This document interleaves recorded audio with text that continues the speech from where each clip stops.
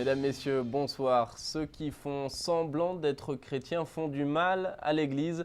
Voilà le message du pape ce matin lors de la messe célébrée dans la chapelle de la maison Sainte-Marthe. Dans son homélie, le Saint-Père a condamné une fois encore l'hypocrisie de certains chrétiens. On écoute un résumé de son homélie.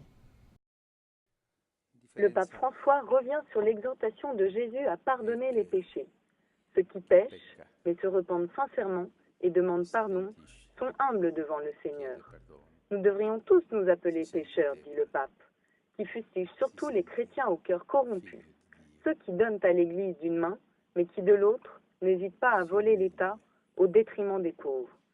Ceux-là font du mal à l'Église, rappelle le pape. Ceux qui se vantent d'être chrétiens, mais qui ne vivent pas chrétiennement, font partie de ces corrompus. Citant saint Matthieu, celui qui entraînera la chute d'un seul de ces petits qui croient en moi, il est préférable pour lui qu'on lui accroche au cou une de ces meules que tournent les ânes et qu'on l'engloutisse en pleine mer. Le pape rappelle que Jésus, dans son infinie patience, ne se fatigue jamais de pardonner. Mais pour aller de l'avant, il est nécessaire de se faire petit et de ne pas mener une double vie.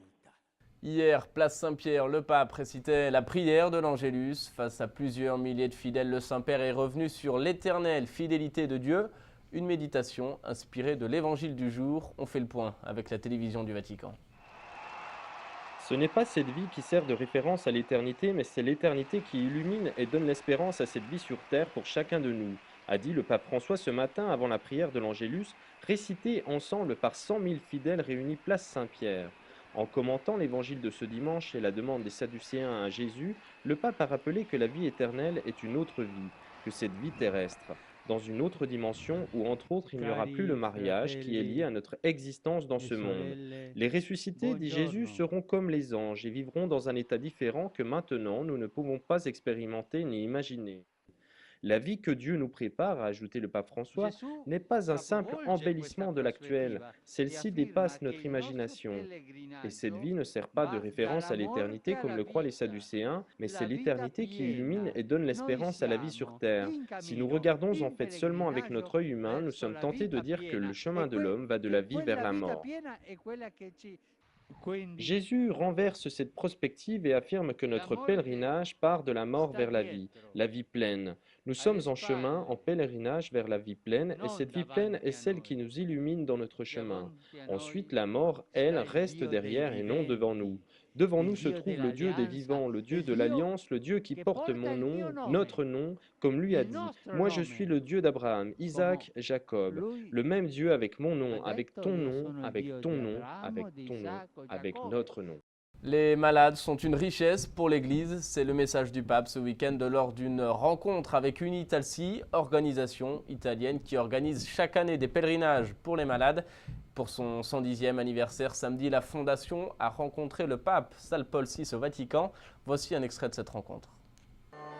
L'œuvre de l'Unitalsi, association italienne qui depuis 110 ans organise les pèlerinages des malades à Lourdes et dans les sanctuaires du monde entier, n'est pas de l'assistanat ou de la philanthropie, mais une annonce authentique de l'évangile de la charité, un ministère de la consolation, a dit le pape François ce samedi matin en rencontrant au Vatican Saint Paul VI des milliers de malades, handicapés, volontaires, responsables et assistants ecclésiastiques de l'association participant au pèlerinage à Rome pour l'anniversaire de la fondation.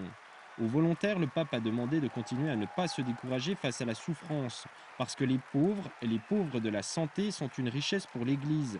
Même si le souverain pontife a rappelé que le contexte culturel et social aujourd'hui est par-dessus tout enclin à cacher la fragilité physique, à la voir seulement comme un problème. Il est nécessaire qu'au travers d'une pastorale inclusive des malades, dans les paroisses et dans les associations, on puisse valoriser leurs témoignages.